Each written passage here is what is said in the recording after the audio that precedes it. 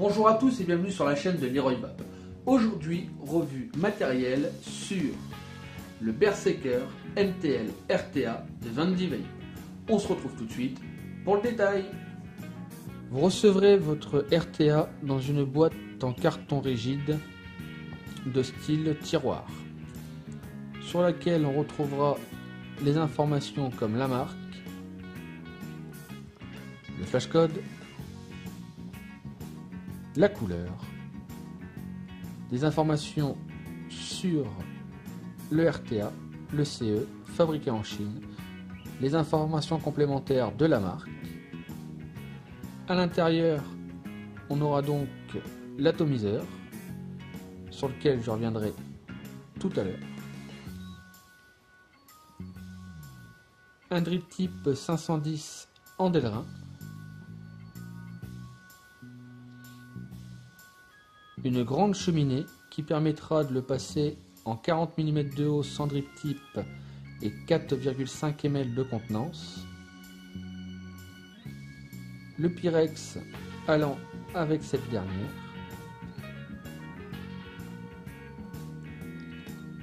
En dessous, on aura la notice d'utilisation qui sera traduite en plusieurs langues dont le français.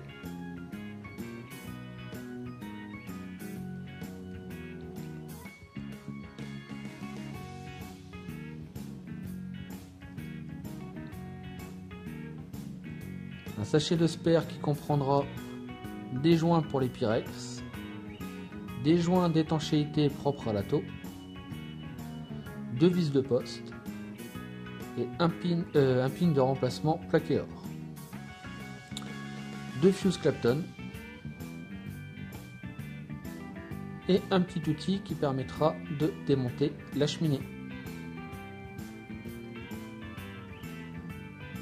Donc le RTA dans cette configuration fera 30 mm de haut sans le drip type, 2 ml de contenance, 24 mm de diamètre. Il sera muni d'un drip type en Ultem, d'un top cap, avec la gravure de Van Vape dessus,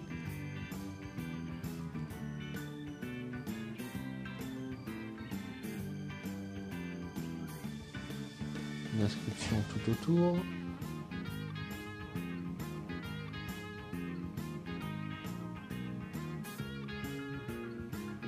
on continue le démontage. On aura la partie qui sert à remplir. Voilà, donc le petit outil viendra se loger là-dedans et on pourra dévisser. On aura le joint ici tout autour qui sera joint Pyrex, la petite cheminée avec toujours le bodum, les 2 haricots pour faire le plein de jus. Donc là ici ce sera le réservoir en Ultem. En dessous sur la base on aura le plateau avec un airflow central, les 2 cuves et les 2 petites arrivées de jus qui seront à l'intérieur, le joint tout autour. En dessous on aura Manufactured by Van Vape, le Berserker, le numéro de série, etc. Donc là je vais enlever la petite pour y placer la grande. Donc c'est un pas de vis anglais, donc il faudra tourner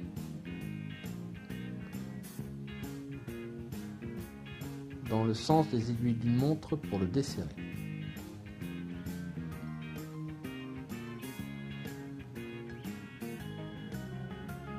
Donc une fois qu'on aura enlevé ce petit contre-écrou, j'ai envie de dire, on pourra venir desserrer la cheminée.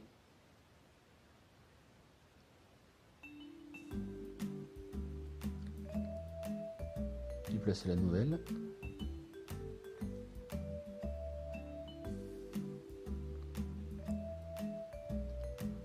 Venir y remettre le contre-écrou. Donc on aura des petites flèches dessus pour vous montrer comment le desserrer. Voilà. Donc forcément pour le resserrer, ce sera dans le sens anti-horaire.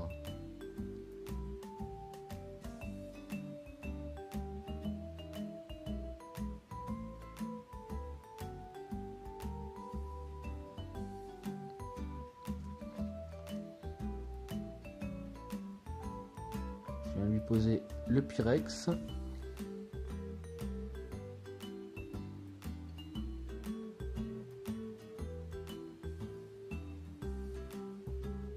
Je revisse la base. Et voilà, on est paré avec une adaptation qui sera en 4,5 ml. Alors, on va se faire tout de suite le petit montage. Donc pour le montage, je vais utiliser la box. Je vais prendre les coils déjà préfaits et fournis avec la taux. Donc c'est du Fuse Clapton. Je pourrais pas vous donner les sections des fils parce que je ne les connais pas.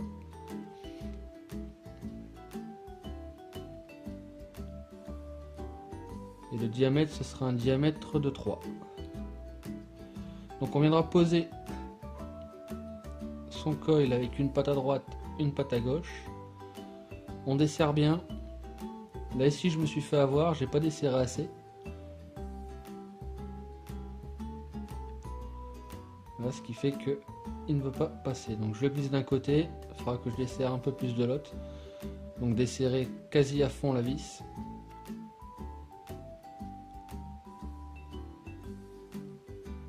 Voilà, on vient le replacer.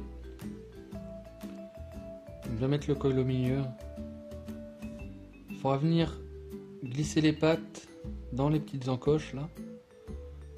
Ça aura pour but de venir enlacer la vis pour un meilleur serrage. Et en plus, on pourra venir couper l'excédent directement à ras du plateau et ainsi éviter tout court-circuit avec la cloche de la cheminée.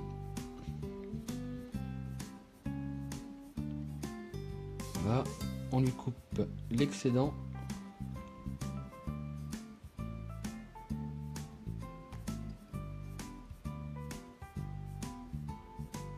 Je vous montre ça. Voilà, ici on voit bien la patte qui enroule la vis et qui affleure avec le plateau. De l'autre côté, j'ai ma patte qui s'est sauvée. Bon, c'est pas dramatique, on le pousse. On vient la reposer dans l'encoche.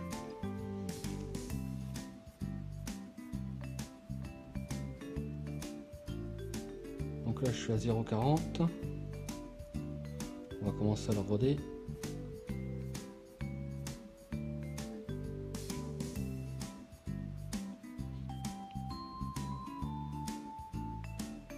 Donc là, j'ai un petit court-circuit. Donc je vérifie que mon coil ne fait pas contact avec le plateau en lui-même. C'est pas le cas, donc je vais resserrer mes vis qui ont dû bouger dû à la chauffe.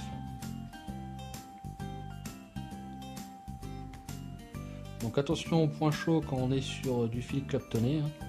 Et toujours pareil, une chauffe de l'intérieur vers l'extérieur. Pour le coton, je vais utiliser du Native Wick.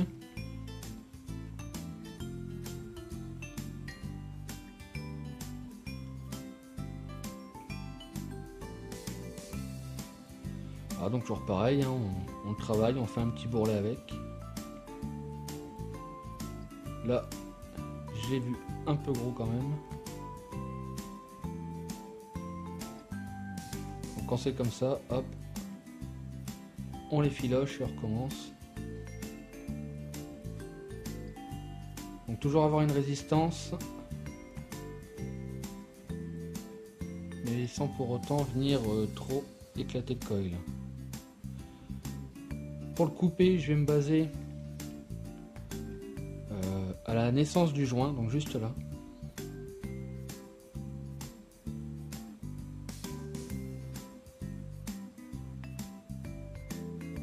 viens rééquilibrer le coton.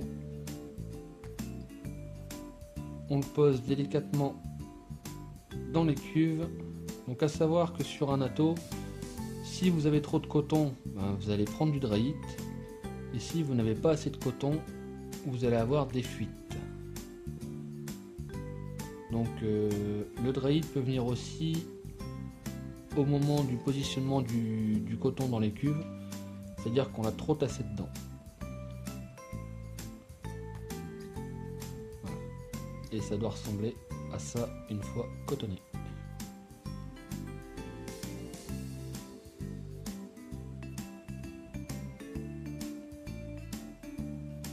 Donc pour le jus, ce sera du Sunshine Paradise. Là ici c'est le Blackberry Litchi, donc c'est une mûre litchi.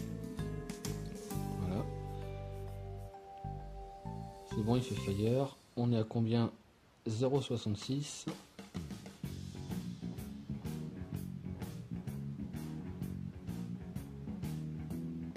Je le resserre.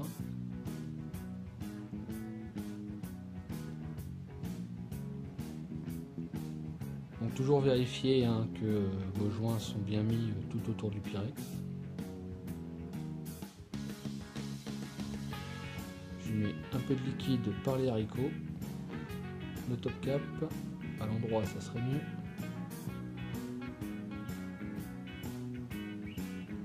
Et voilà ce que ça peut donner. Bah écoutez, on se retrouve en plan large. Alors que vous dire de ce RTA? Pour ma part, je le trouve plutôt pas mal.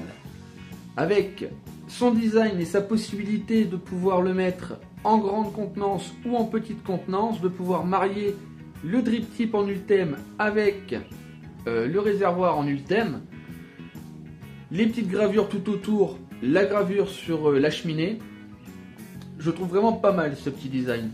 Au niveau de ses saveurs, clairement j'ai retrouvé mes jus. Avoir les mêmes saveurs ou quasi les mêmes saveurs sur un atto que j'ai sur un dripper, je trouve ça vraiment bien. Pour son rapport qualité-prix, encore une fois, Van Die Vape a fait le boulot.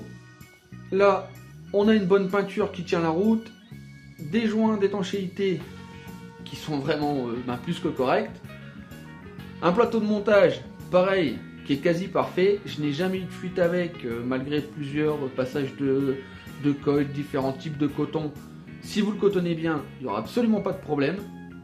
Donc, un grand plus aussi sur son rapport qualité-prix. Maintenant, clairement, c'est du MTL. Donc, celui qui va aimer la vape en MTL, je le conseille, d'autant plus qu'il y aura 5 trous pour ces airflows allant du 0,8 au 1,6. Voilà. Donc, de la vape vraiment très serrée à de la vape serrée. Voilà, que vous dire de plus? Pas grand chose. C'est un atto que je recommande pour les amateurs de vape serrée. Voilà. Il me reste plus qu'à remercier Vape for Fun pour l'envoi et la découverte de ce petit atto. N'oubliez pas de liker, abonnez-vous, partagez. N'hésitez pas non plus à mettre vos commentaires si vous avez des suggestions à me faire. Voilà, je suis ouvert à toute critique positive ou négative. Sur ce, il me reste plus qu'à vous souhaiter une bonne vape et à bientôt.